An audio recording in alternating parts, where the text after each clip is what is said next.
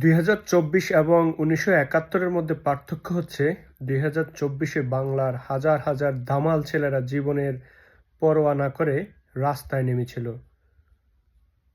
বুকের যে খাঁচাটা, এই খাঁচাটা খুলে দিয়েছিল সরকারের প্রতি।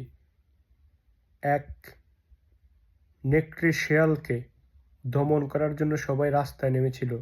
আর 71-এ একটাই শুধু বাংলার বাঘ হুঙ্কার তুলেছিল।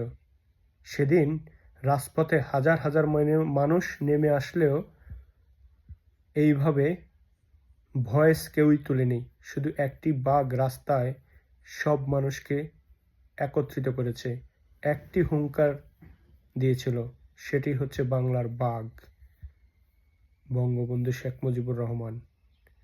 জাতি কখনো তাকে ভুলবে না।